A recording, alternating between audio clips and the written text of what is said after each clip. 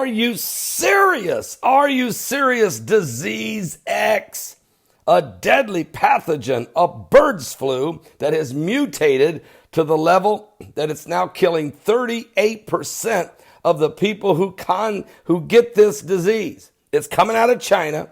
It's bird flu that has jumped into the human race, and 38% of the people who get this disease die. This is causing fears of a worldwide pandemic. But first, let me interrupt this right here. I promised that this week I would get a shout out there for you. Colin Plume and his family, Christian company and a great family at Noble Gold Investments. Go to their website, Noble Gold Investments. A lot of people are retiring right now. They have 401ks, they have IRAs, they don't know what to do. Some of you may have just gotten your inheritance. Some of you may have just gotten an insurance settlement. You're just not sure. What do I do? Pastor Begley doesn't have those financial answers. What I do have is the answers to help you get to heaven in the word of the Lord, okay?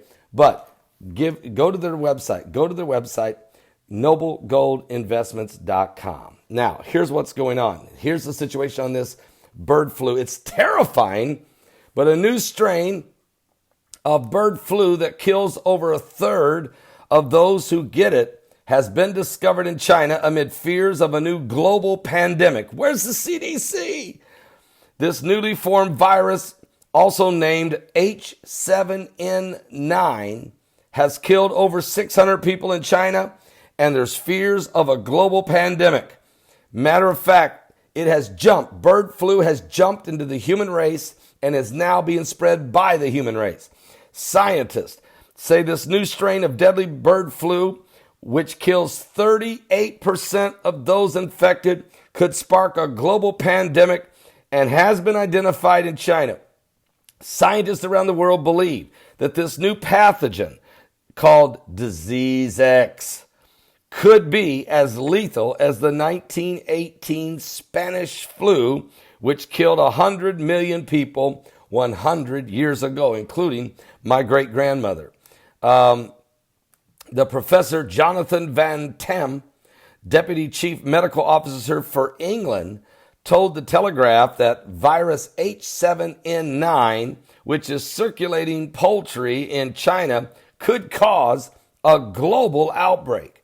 He said the H7N9 is an example of another virus which has proven its ability to transmit from birds to humans. Now, folks, China is becoming the number one importer of poultry in the world.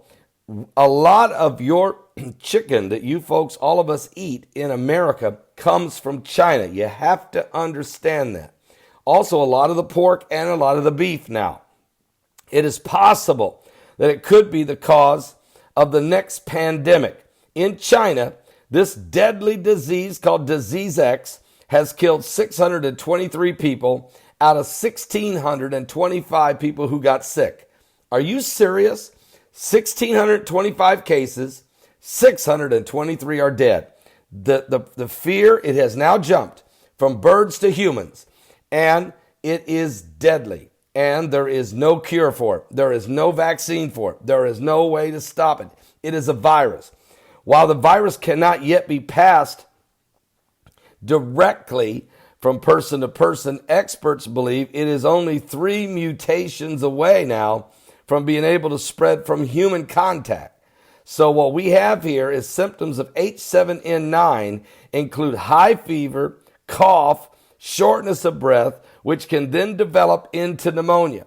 So this bird flu has jumped into the human race when it's just 3 mutations away from being a worldwide pandemic. I remember at a Mensa convention last year hearing one of the guys that I cannot remember his name, but he was a speaker from the CDC, and he told us it's not a question if we're going to have a bird flu pandemic. It's simply a matter of when we're going to have it. He said because it is going to happen, and it's going to kill millions of people. And the CDC know it, and they have no answer for it. So bird flu can spread to people. Soon it will spread from people to people. Wow. Are you serious? Are you serious? Give your life to Jesus Christ. But this is what the Bible said in Matthew 24. I got to tell you something.